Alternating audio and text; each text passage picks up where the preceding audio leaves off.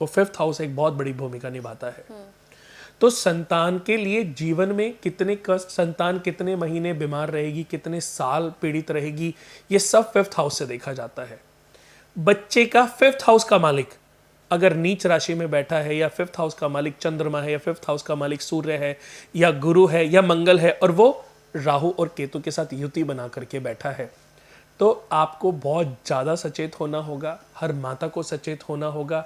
अगर आपके बच्चे की मानसिकता में कोई इशू उत्पन्न होता है, आपके बच्चे का मस्तिष्क अपग्रेड नहीं हो पाता, आपके बच्चे की मनस्थिति स्ट्रांग नहीं है, अच्छी नहीं है, तो इसका तात्पर्य है कि आपके बच्चे की जन्म कुंडली का 5th हाउस एक्टिव हो रहा है और उसको आपने एक्टिव नहीं होने देना है।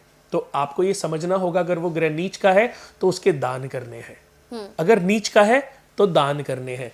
कोई ग्रहण लगा है, अब देखिए बहुत बार मैं देखता हूँ कि सूर्य केतु का ग्रहण लगा है 5वें घर में, तो इसके लिए व्यक्ति को सूर्य विष्णु यज्ञ करना चाहिए और हरिहरात्मक यज्ञ करना चाहिए। बट ये थोड़े बड़े प्रोसीजर हैं और हर माता और पिता के लिए संभव नहीं है कि वो इतने पैसे खर्च कर पाए। बट मैं कहता हूँ कि अगर ऐसी स्थिति आपके बच्चे की कुंडली में बनी है तो जरूरी नहीं है कि उस समय पर उस पैसे के बारे में आप सोचें।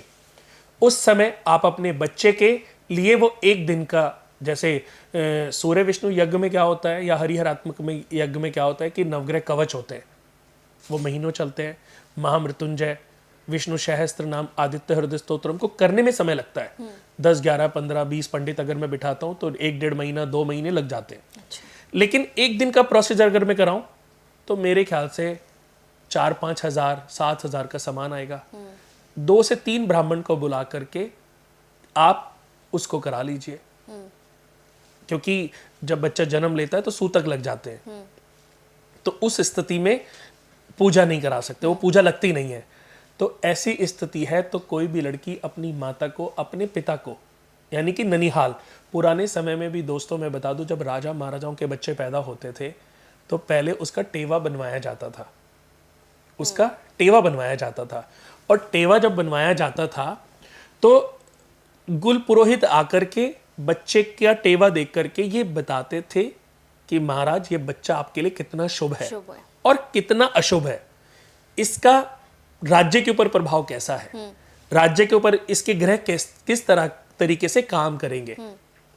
तो अब अगर कोई बच्चा मूलों में पैदा हुआ है तो कहते थे कि ये बच्चा आपके ऊपर भी भारी है और राज्य के ऊपर भी भारी है, तो 27 दिन के लिए इसको ननिहाल भेज दो।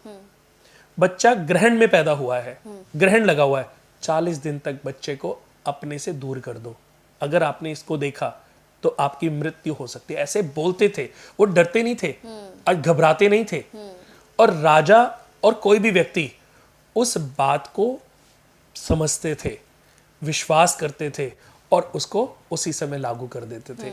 यानी कि राजा अपने बच्चे की शक्ल को तब तक नहीं देखता था जब तक कि बच्चा 40 दिन अपने ननिहाल में रह के ना आए। एक ग्रह है सूर्य, अब बच्चे का जन्म हुआ, सूर्य किस राशि में है, XYZ, अब उसमें केतु भी बैठे हैं तो ग्रहण लगा हुआ है, राशि है सिंह राशि या राशि है मेष राशि केतु के साथ। लेकिन सूर्य एक राशि में कितने समय तक रहते हैं, 1 महीना। 1 महीना सूर्य एक राशि में रहते हैं, इसी से मंथ डिसाइड होता है। अच्छा। जो महीना है वो सूर्य से ही देखा जाता है। चंद्रमा एक राशि में 2.25 दिन रहते हैं, सूर्य एक राशि में 1 महीना रहते हैं, बृहस्पति एक राशि में अप्रोक्स 12 मंथ रहते हैं। अच्छा। राहु और केतु एक राशि में 18 मंथ रहते हैं। सैटर्न शनिदेव एक राशि में पूरे 2.5 साल का वक्त लगाते हैं। मरकरी बुध 45 डेज रहते हैं, मार्स 40 to 45 डेज रहते हैं, शुक्र अप्रोक्स 30 to 40 डेज तक रहते हैं। तो ये मैंने इनकी गति बताई। अब एक राशि को क्रॉस करने में चंद्रमा को 2.25 दिन लग रहे हैं, सूर्य को 1 महीना लग रहा है, शनि को 2.5 साल लग रहे हैं, राहु केतु को 18 महीने लग रहे हैं। तो ये इनकी गतियां हैं। तो 1 महीने के बाद यानी कि 30 डेज के बाद, 40 डेज का मतलब है 30 डेज के बाद सूर्य जो है उस ग्रहण के प्रकोप से दूसरी राशि में चला जाएगा, उसका दोष वीक हो जाएगा।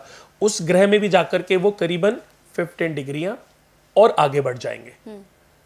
कई बार क्या होता है कि बच्चे का जन्म हुआ, सूर्य और केतु की अप्रोक्स 21 और 25 डिग्री है।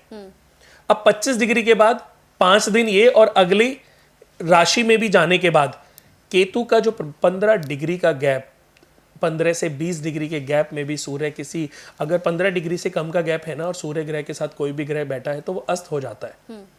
बट केतु के बारे में मैं बता दूं कि अगर 15 डिग्री से 20 डिग्री 25 डिग्री का भी गैप है ना तो केतु का इफेक्ट रहता है। अच्छा। कम होता चला जाता है पर इफेक्ट रहता है।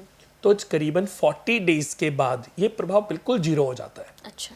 यानी कि अगर फिर पिता अपने बच्चे को देखता भी है तो उसकी हेल्थ पे कोई फर्क नहीं पड़ेगा, उसकी जान माल का कोई खतरा नहीं होगा,